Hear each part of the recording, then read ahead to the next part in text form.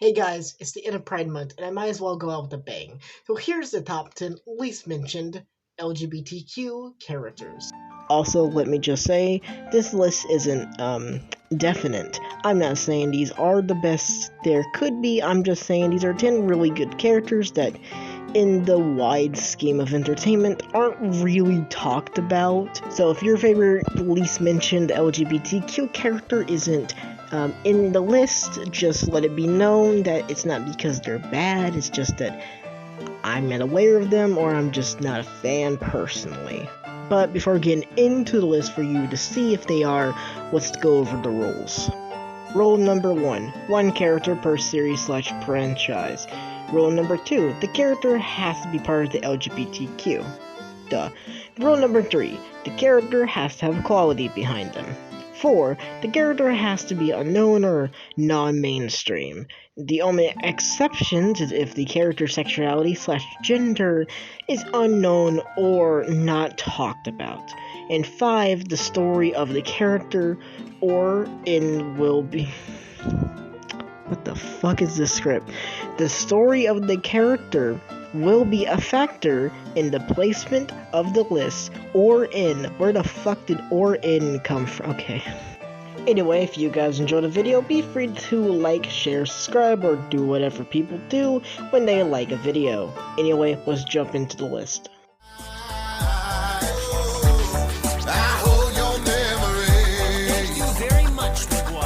Most days I feel like a no-skate. Okay, Poison is a complicated character that causes me to have complicated thoughts.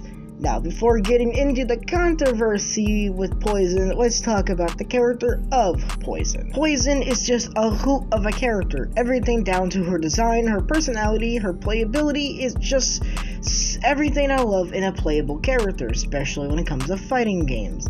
Not only that, her evolution in the games is kind of funny. She comes from a street thug to Hugo's wrestling manager, which I think is a very interesting progression. There's just something about Poison that appeals to me in a way that other Street Fighter characters rarely do. I really can't go over much because there really isn't much of a reason, it's just that I enjoy Poison as a character. Now, there's a little controversy between her being a her. It's mostly due to the thing that's between her thighs, or maybe between her thighs, and she's trans. Maybe, kind of. I'll just give you a brief explanation to what this drama is. The alleged story is that Poison was originally meant to be a cis woman who was just a basic thug you can beat up in the street. America couldn't handle it, so what they did was make her trans, but this was early's America, so that just made it worse. So instead of making her trans, they just replaced the female assets with the male ones. But there actually is some evidence that she was originally always meant to be a trans character, but at the end of the day, I guess it does kind of come down to your interpretation of Poison. And in my interpretation of the character, I think she is trans. So, yeah, she's on the list. Poison may be somewhat of a popular character, but, well, compared to other popular LGBTQ characters, she's really not mentioned as much. So, I think it's fair to have her on the list.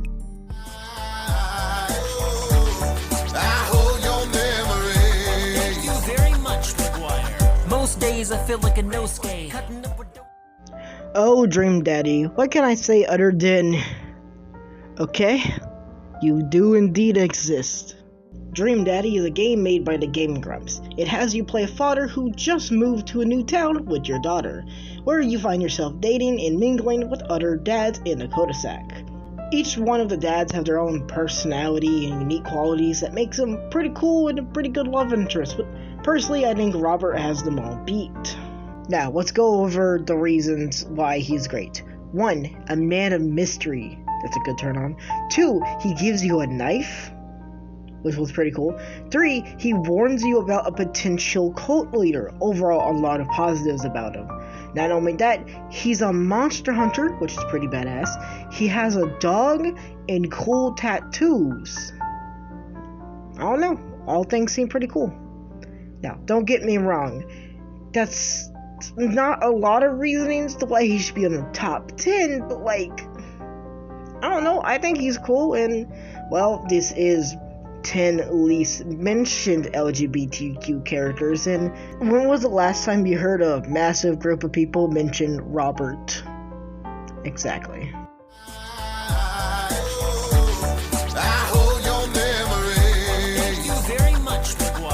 Most days I feel like a Nosuke.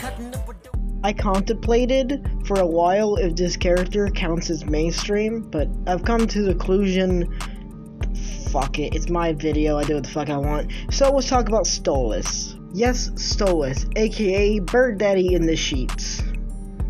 Yeah, I'm ashamed of that joke as well. Stolis is an example of a very sympathetic character despite his adultery.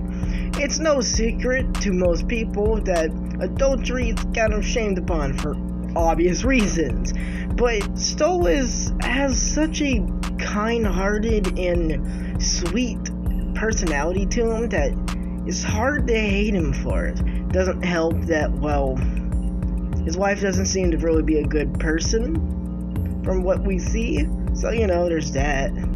Now, I'm expecting in season 2 they're gonna do character development with his wife, but until then we can kind of just assume that it's just a toxic relationship, because that's what we see.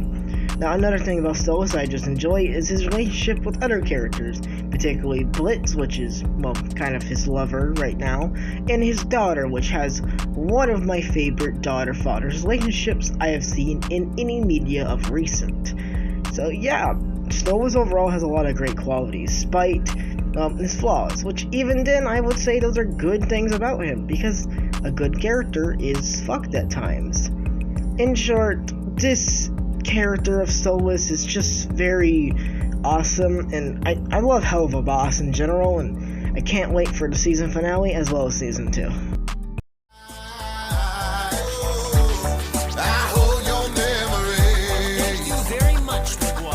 Most days I feel like a Nosuke. A wrestler with a chair as a fucking weapon, and he also wears a wolf hide? Skullgirl's being extra in every good fucking way, I swear. Retired wrestler coming back for his debut return, and by god, what a return. He's a big, dumb, goofy oaf in every good way. The story of Beowulf is, well, nothing new, but it gets the job done. A good person being tricked by the villain to fight the good guys. You know, basic story, but, well, it's a trope I still love. Everything about Beowulf, his personality, his design, his character is just great in every way, and I expect nothing less from Skullgirls. Also, he's just really fucking funny.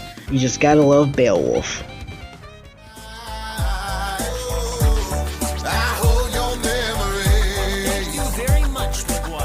Most days I feel like a Nosuke.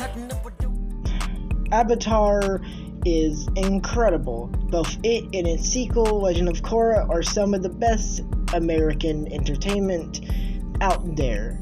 But more importantly, I'm here to talk about, well, one of the original Avatars, before Aang, that being Kiyoshi. Now, to go over the entirety of Kiyoshi's story would be long, so I would recommend you go watch a video or, you know, read a book. I mean, come on guys, I, a fat bitch who barely can read, actually read the series, so, you know, you can sit down and read a couple pages of good writing. Kiyoshi is a story of love and loss. Kiyoshi has a very relatable character. I would say being born to a criminal's, to be taken into thinking you're serving someone who would do something better or something bigger, more important than you, just learn that in reality you're the one who was meant for bigger things. To have your journey you were destined to be on lead you to heartbreak is something I guess a lot of people in a way can relate to. Maybe not the whole saving the world from itself angle, but you know, the basic premise most people can probably relate to, especially the heartbreak based off your journey. Kiyoshi is something else, and honestly, I'm very excited to see what they do with her in the future projects. And just, God, you guys just need to read the books, they're really good.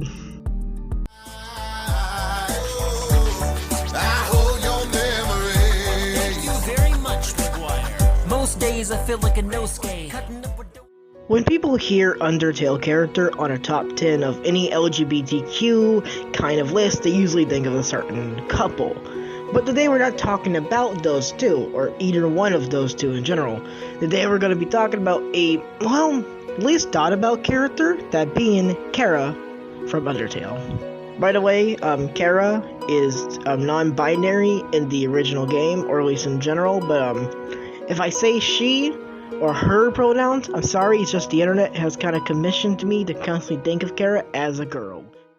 Kara's story is deeper than most people really give it credit for. A child falls from the surface to be founded by a monster couple to be taken in as a royal child, just to find themselves incredibly sick, just for their adopted brother Asriel to take them to the surface so they can be amongst the people whom they originate from.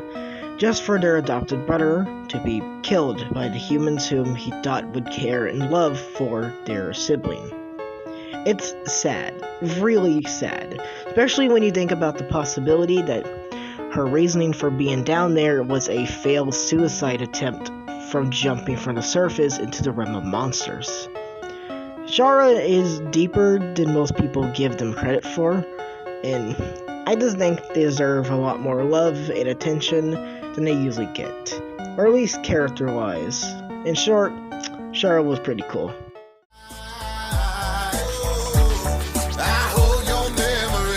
Thank you very much, McGuire. Most days I feel like a Nosuke.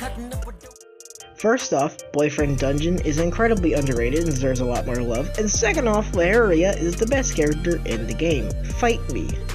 A street artist, well technically vandalizer, if you want to be accurate with it, by the name of Leheria can be found in the Verona Mall. After that, you can be her partner. Not only is she just a good weapon in general, she has a very, well, charming personality to her, and, well, she has everything in a character that I love. A fairly interesting backstory. There's really not a lot I can say about her, because, well, the game is pretty short, and a lot of things I can say has already been said about other characters. But I just really love this character, and I just love this game in general, and I really hope more people play it.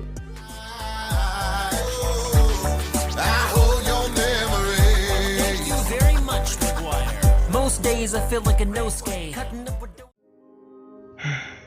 There's no shortage of things to say about Tokyo's Godfathers. The characters, the writing, the story, the animation, everything about this movie is incredible.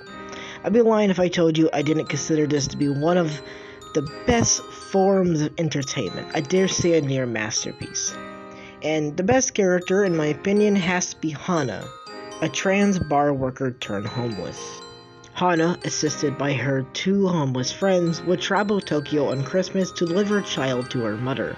Hana is a perfect example of a character who gives into certain stereotypes, but despite those stereotypes is still deep and well developed. Her queerness at times is played off as a joke, and yet the characters and script never strays from who she is. I mean, despite the fact that a lot of characters makes jokes to her expense, they don't ever do it in an actual bigoted or hateful way, just a, simple busting of the balls type of way. And this can be even helped since the fact that her being, the trans woman allows her to help the child out. It pays off. Who she is helps the child. It's a good way to kind of balance the act of comedy towards her as well as actual drama and, well-written respect for who she is. I couldn't recommend this movie more, and I really hope you guys actually watch Tokyo Godfathers, because, oh my god, this movie is just something else.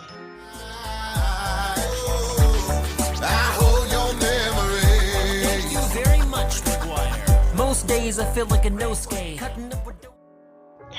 Okay, let's talk JJ McField. This game is just something else. I truly do love this game. It's dark, it's sad, it's heartbreaking, it's human. Everything about this game is just on a different level to me. Okay, let's talk about the game. Okay, so you play as a young girl by the name of JJ McField, where you look for your friend Emily after her disappearance during a camping trip. The story, the level, the design is all rich in symbolism, all leading up to the reveal that JJ is a trans person. It turns out the entirety of the game is just in her head, a delusion after a failed suicide. The missing JJ McField in Island of Memories is just such a smart and deep game. Everything about it is just rich with such great level design. It tells a sad story about a girl who suffers from depression, suicidal thoughts because of her life. It's a phenomenal game, and JJ as a character is just a perfect example of how to do a character, whether it be trans or even non-trans characters. JJ is at her best because she's human. This game is so great and deserving of so much love, and I think it's a perfect character to put on number 2 on a list like this.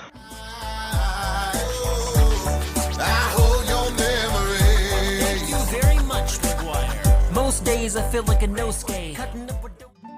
Krona from Stolis. Overall, great character, just a little too mainstream. Erica from Katarine was really cool, but damn, those end credits were just transphobic. Flea from Chrono Trigger. Same problem with Krona, just a little too mainstream. Bloodhound from Apex. Overall, really cool character, great design, awesome backstory, just Poison barely beat them for number 10.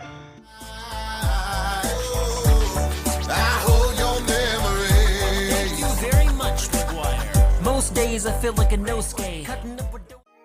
The Walking Dead Telltale series is definitely one of my favorite video games, and doesn't help that it comes from one of my favorite franchises, that being The Walking Dead. And I think the character of Clementine, who is today's number 1, is great. I love Clementine, I love me, The Walking Dead, so if this comes off as rambly, I'm sorry, it's just, I have quite a bit of things to say about Clementine and the story she's in. I think my love for Clementine just comes from the video game's ability to make you emotionally attached to characters whom you could easily hate. And this comes from the fact that The Walking Dead as a franchise has this incredible ability to make even some of the most hateful people human in a sense. For the most part, some characters are just terrible people, but you know, that can't be helped. Let's talk about Clementine, right? Clementine is a perfect vessel for a video game like this, a child surviving against a horde of monsters. That's appealing. Watching that child exceed in places where adults can't just gives you a good, homey, heartwarming feeling that other franchises can't do just solely based off of the characters they have. I remember when I first played Season 2 of the Walking Dead Telltale series, it took me a week between episodes because it just hit me hard. Like, the series has this weird way to punch you really hard that makes you invested but hurt at the same time. And because of that, I've grown to care more about Clementine as a character than most other characters. It's that weird proudness you can hold for her that other video games don't do as often. I think there's a great analogy for Clementine as a character. The weak will change according to the world. The strong will stay the same. No matter how fucked Clementine can get at times, how dark they can be, at the end of the day, it comes from a good place in a heart of gold. Even if, at times, she finds herself in the darkest moments as a human. Even when you are at the highest point in the world, you're in the light, you always, in a situation, will eventually find yourself in the deepest hell. But it comes down to how you handle it. And I think Clementine is a perfect person to handle it. Because no matter what, she does it for a good reason. there's just so much about Clementine that works as a character to me. Zombie stories have always been appealing to me. The concept of surviving against a horde of monsters with a group of people, characters growing attached to each other just to be taken away, is just heartbreaking. Just to watch people fall from humanity to the deepest parts of a monster for survival is just something sad. And The Walking Dead Telltale series and The Walking Dead in general are perfect. It's a perfect franchise that shows how to do it correctly without it just being, oh, let's throw in a twist and a death out of nowhere. So yeah, number 1 is Clementine, and I think she's well deserving of a number 1 spot. Anyway, this was Red Eye Infinity, and this was the top 10 least mentioned LGBTQ characters. I hope you guys enjoyed the video. Shala. Life's hard now that you're gone. I wish I could've got a chance to tell you goodbye, but now that you're gone, I just wanna die. I don't know if I wanna stay alive. I was hoping to make